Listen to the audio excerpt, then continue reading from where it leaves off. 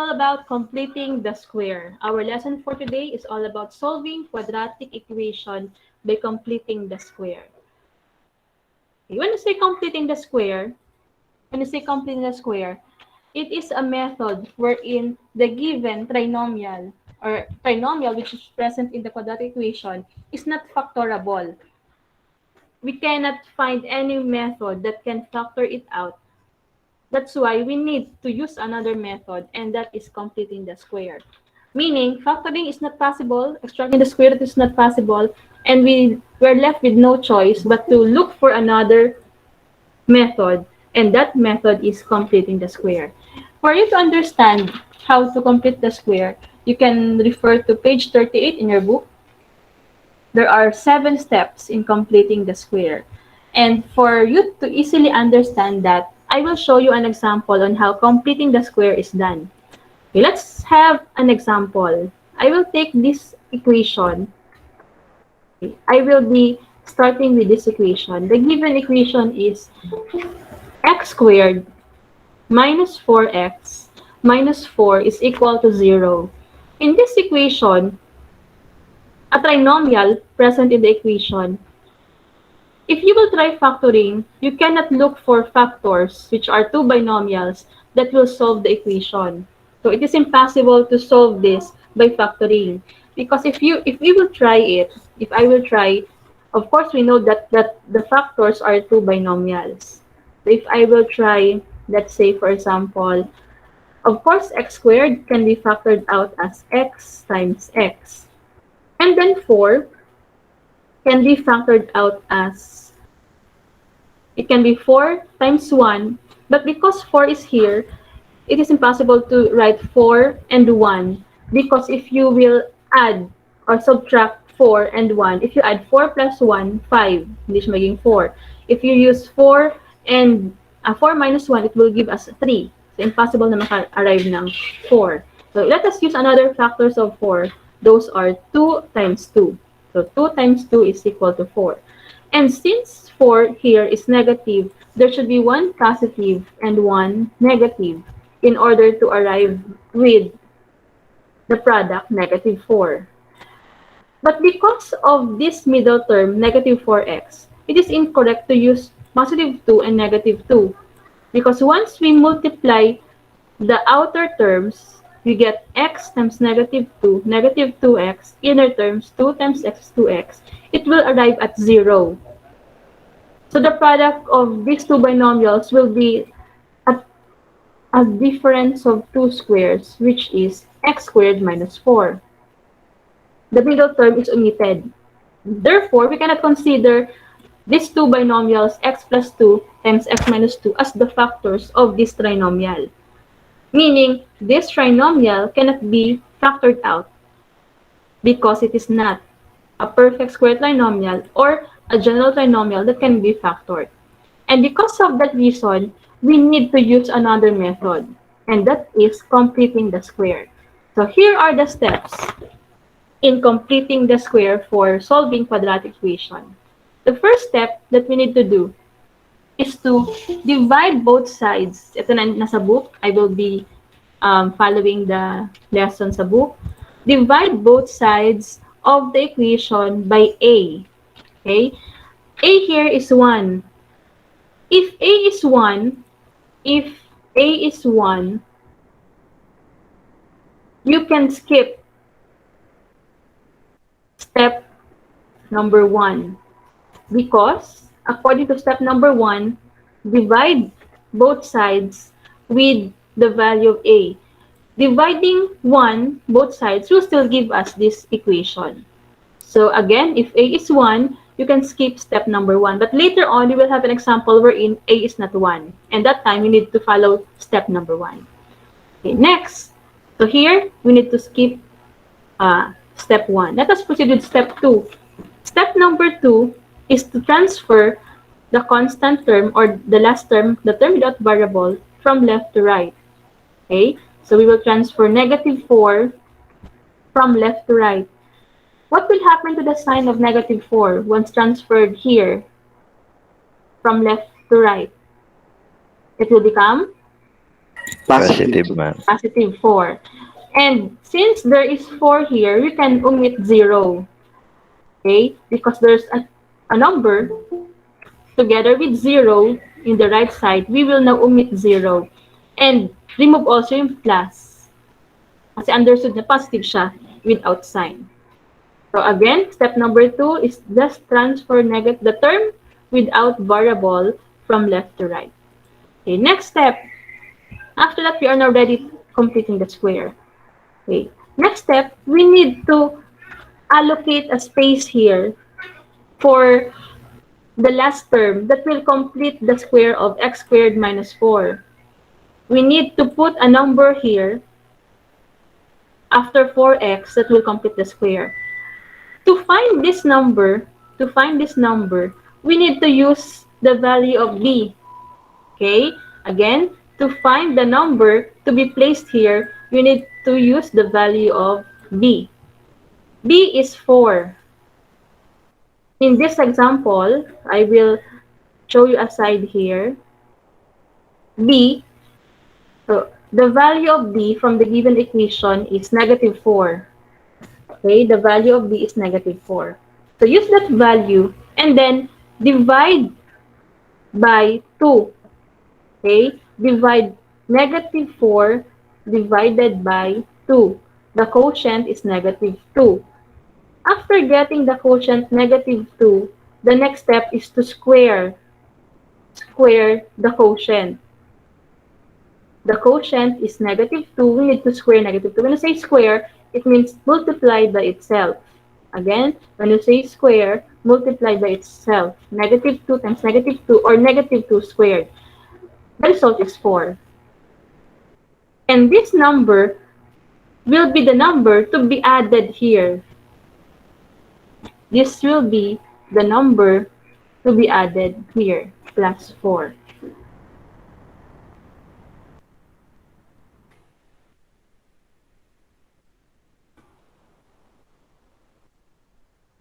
Let me repeat.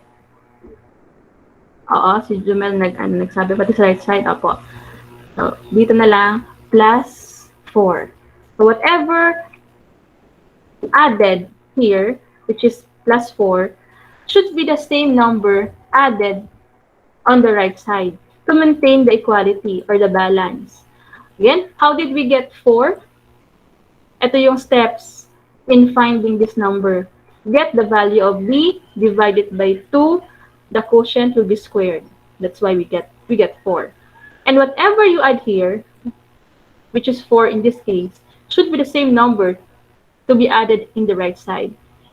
Okay? Incorrect if you add another number, let's say 2. This is incorrect because hindi naging balance yung equation. So whatever you add in the left side, same number added to the right side. Next, we are now ready to solve the equation. We can now add the right side because 4 can be added to 4. 4 plus 4 equals 8. Well, for the left side, this particular trinomial is now a perfect square trinomial. Once na-complete ka na ng square dito, once you follow this step, to divide d by 2, square 2, automatic, 100% sure that this trinomial is a perfect square trinomial. And when you say perfect square trinomial, it can be written as square of binomial or two binomials which are exactly alike. So after now factoring, use these two parentheses. So we factor out x squared, put x and x here from x squared. And then if the signs here are alternating, positive sign, negative sign, positive sign, always remember that the signs here are both negative. Okay? And please remember that if the signs in the trinomial are alternating, which means the first term is positive, the second term is negative, the third term is positive, always put negative in the two binomials. Well, if all signs are positive, two signs here are positive, there is no case na magkaiba yung sign dito kapag perfect square trinomial. Okay? And then the number to be placed here is the quotient, which is 2. Whatever quotient you obtain here by dividing b by 2 will be the same number to be placed here. 2. And also here, 2. Okay? These two binomials, x minus 2 times x minus 2, were obtained as factors of the trinomial x squared minus 4x plus 4. And after that, we can express this as square of two binomials. Sorry. Because they are common. Yung x minus 2 plus x minus 2. X minus 2 times x minus 2 can be written as the quantity x minus 2, and then we square that. Let me use an equation. I'm sorry. Ito na lang. Let me use an equation for this. So it will be x minus 2, the quantity x minus 2 squared is equal to 8. Okay, next, after that, we can now continue the solution by following extracting the square roots. At this point, you will apply extracting the square roots because the left side is squared. So we remove this squared in the left side by expressing the right side to the square root of 8. So next step, we have now x minus 2. So the squared is removed because the right side will be expressed as square root. And take note that in square root, there are two values. One is positive, the other one is negative. So we have positive and negative, the square root of 8. Again, the squared in the left side was removed, but you need to express the right side to the square root, the positive and negative square root of 8. And then continue the solution. Copy ko na lang. By finding the square root of 8. 8 is not a perfect square, but we can use two numbers to be multiplied. The result is 8. Those two numbers are 4 times 2. Those two numbers are, repeat ko lang, 4 times 2. 4 times 2 equals 8. The reason why we need to factor out 8 is to simplify the square root. 8 is not a perfect square, but 4, which is a factor of 8, is a perfect square. 4 will be written outside the radical sign. So we will get this. So 4 will be written outside, but you will not use 4. Once you write 4 outside, you need to extract the square root of 4. And that number is 2. Okay? 4 was written outside the radical sign, but we need to extract the square root of 4, which is 2, because 2 times 2 equals 4. So it will be positive and negative 2, the square root of 2. This is a simplified form of square root of 8. And then finally, the next step will be, we'll continue. X should be alone in the left side. Therefore, we need to transfer 2 from left to right. We need to transfer 2 from left to right. What will happen to the sign of negative 2 once transferred to the right side? It will become, is it still negative 2? Yes, correct, Eliza, positive. Those the sign of negative 2 will be positive 2 once you transfer from left to right. And that number should be written here. Okay? Sa unahan, in front of the radical. Do not write it here sa hulihan because there's a tendency wherein it will be included in the radical sign. So, whole number first 2 before the radical to the square root of 2. So, we obtain this 2 from transferring negative 2 from left to right. So, the final answers are, there are two answers.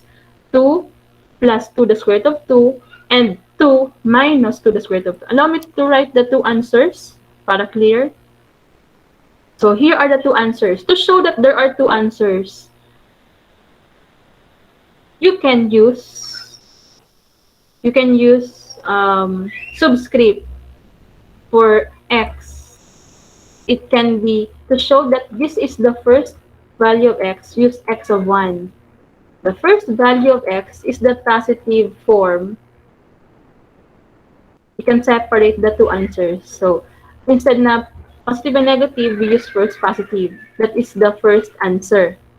While for the second value of x, we can use x of 2 to show that this is the second value of x. And instead of the positive side, we use the negative value. So here are the two answers for the problem. So the values of x are 2 plus 2 the square root of 2, while the second value is 2 minus 2 the square root of 2. Okay, so that is the answer for this problem. Okay, let us try a problem in your book which needs to be answered. Let us, please give me an item dito sa page 42.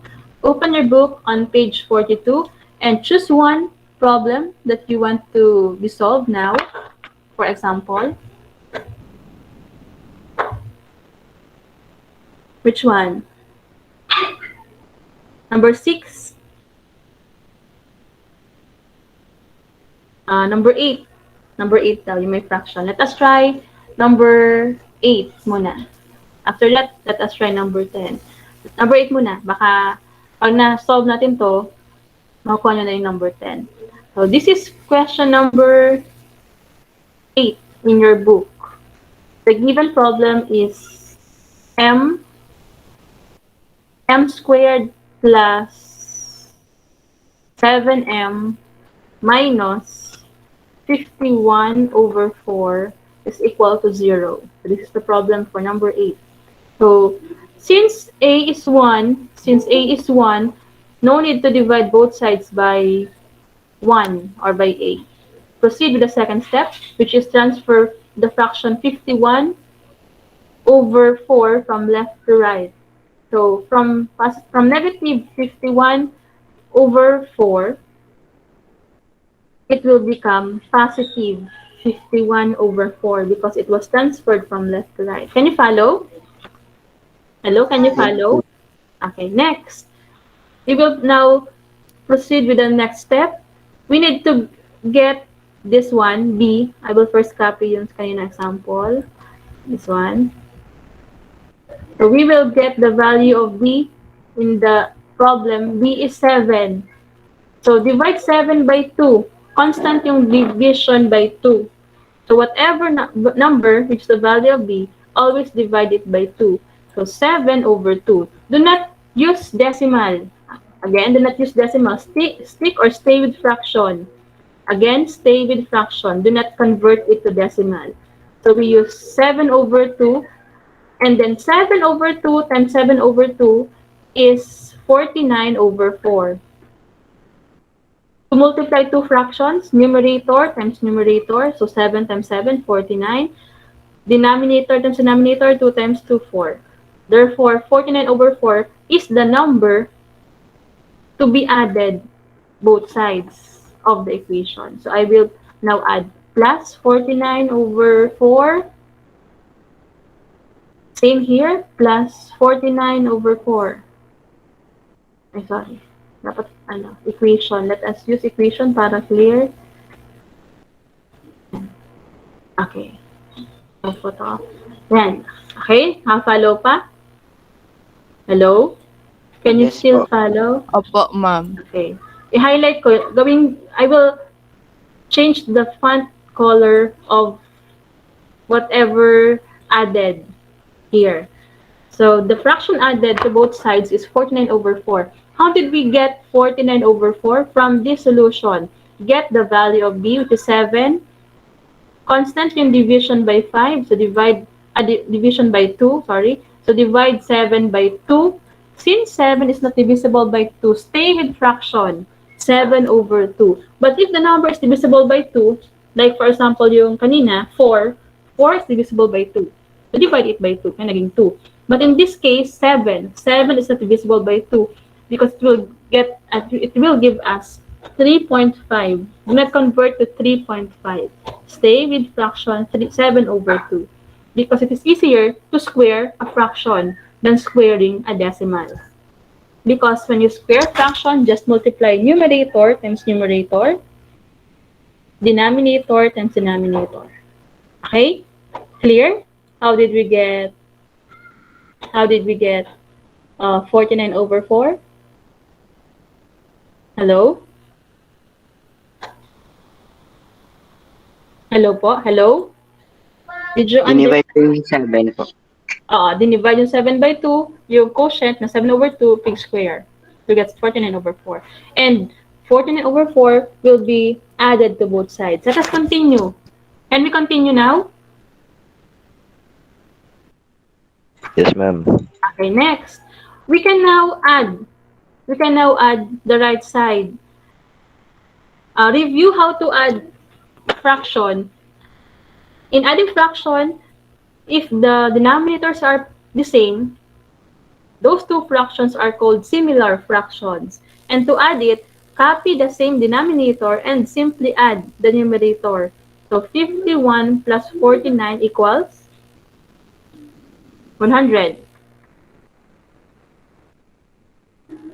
Okay? So 1 plus 49 equals 100. So the sum of 51 over 4 plus 49 over 4 is 100 over 4. Okay? Okay po? Naintindihan? Yes po, ma'am. Okay. And then for the left side, just like in the first example, we will get here two binomials, m and m, because m squared. And since all signs are positive, both binomials contain plus between m and the number. Kanina, in our first example, the signs are alternating. That's why negative yung binomial na naka-square. This time,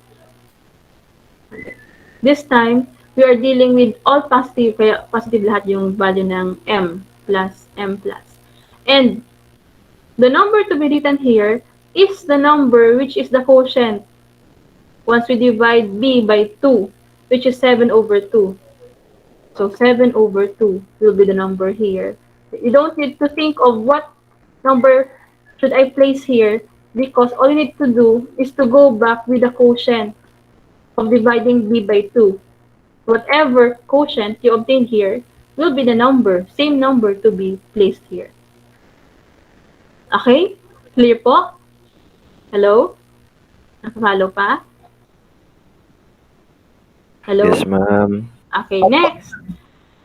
You will notice here in the left side that we have two binomials which are alike, m plus 7 over 2, m plus 7 over 2. Therefore, we can write it as a square of binomial. A square of a binomial, which is m, and the quantity m plus 7 over 2, and then squared. Equals, I will simply copy the fraction in the right side, 100 over 4. Okay, continue the solution by expressing the right side to square root in order to remove squared here. For us to remove the squared in the left side, for us to just get m plus 7 over 2, the right side should be expressed to the square root. And always remember, I will repeat this every time, that in expressing the square root, there are two values. One is positive, the other one is negative. So every time you express a number to square root, always place before the square root the signs positive and negative. Okay, next. Both 100 and 4 are perfect square.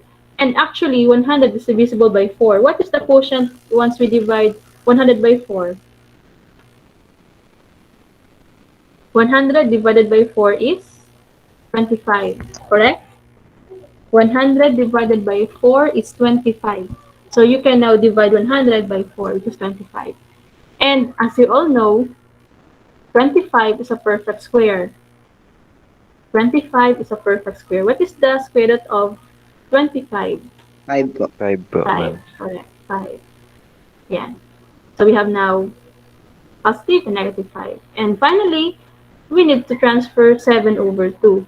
7 over 2 should be transferred from left to right. What will happen to the sign of 7 over 2? It will be it will be converted to negative Negative. 7 over 2. Negative 7 over 2. So the answers are positive. Actually, this can be written in front of 5. You can write it here. Negative 7 over 2, positive and negative, or plus and minus 5. To show that there are two answers, we can write it as m's of 1. So you may use m's of 1 is equal, sorry, is equal to negative. Actually, yung 5 can be written as a fraction. Okay. In order for us, para maging maganda yung answer, let us combine these two using fraction. So instead of 5, you can use 10 over 2. Okay? Instead of 5, let us use 10 over 2 for us to combine it with 7 over 2. So the first value will be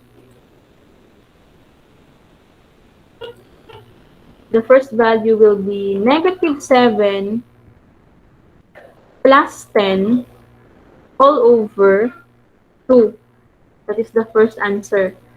And simplify it because we can now find negative 7 plus 10 will give us positive 3 over 2.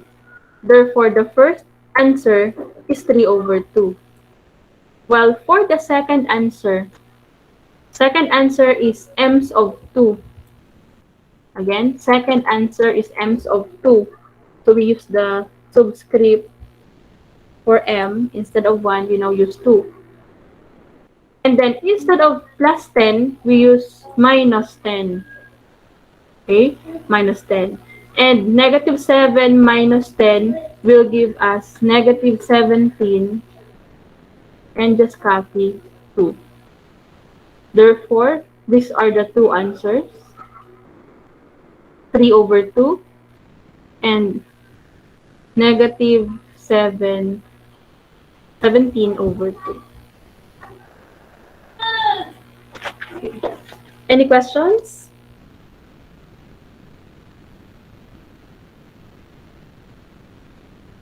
Hello, any questions?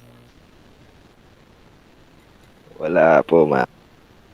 Clear yung answer? Yung explanation? Any questions?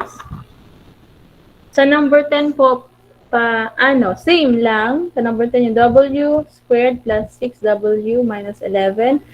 This is, I think, easier nga. So, do you want me to show the solution for number 10 or okay na? Okay na po, ma'am. Almost same lang to dyan sa number 6. As number 8 in answer natin. Ano ba yun? Sa number 8 in answer natin. Other examples will be uploaded na lang in this material. Like for example, this. Okay?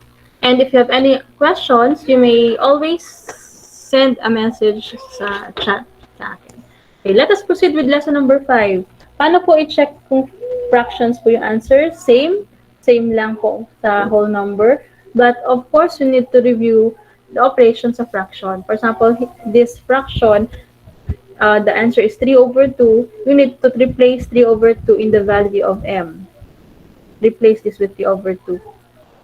M will become 3 over 2. Square 3 over 2, 9 over 4. Then multiply 7 and 3 over 2, 21 over 2. Tapos simplify. So let me show you how. Para may isang example. How do we check if fraction daw yung answer? Let's say, for example, here, this is the equation, and we obtain that m is a fraction. Let's say it's 3 over 2. Sorry. M equals 3 over 2. Okay. How do we check if 3 over 2 is correct? you need to replace this with 3 over 2. So instead na m, you use 3 over 2 as the value. All m will be replaced with 3 over 2. Okay. And use your knowledge in operations of fraction. Here, once you square 3 over 2, square the numerator, square the denominator. Siyempre, it will be removed already, yung squared. I'm sorry, no. 9 over 4 na lang. Fraction, yung equation natin. 9 over 4. 9 over 4 is from squaring 3 over 2. Square 3, 9. Square 2, 4. And then here, 7 times 3 over 2. Numerator, 7 and 3, multiply them, 21 over 2. And then copy minus 51 over 4. Next step is to combine all these three fractions using the LCD of 4, 2, and 4. The LCD is 4. Okay, the LCD of this is 4. So, we need to convert 21 over 2 to a fraction with denominator 4. What number will be multiplied to 2 to get 4? What number will be multiplied to 2 to get 4? 2 po. 2. 2 times 2, 4. If you multiply 2 by 2 to get 4, you should also multiply 21 by 2 to get the equivalent fraction. What is 21 times 2? 42. Okay, 42. How did we get 42? Multiply 21 by 2. In short, 21 over 2 and 42 over 4 are equivalent fractions. The purpose of converting 21 over 2 to 42 over 4 in order for us to get three fractions with same denominator, 4. Because once the denominator or the denominators are the same, you can easily combine them as a single fraction. Okay, the first two fractions, 9 over 4 and 42 over 4, are both positive. So we add them. Okay, add 9 plus 42. What is 9 plus 42? What is the sum of adding 9 and 42? 9 plus 42 equals 51.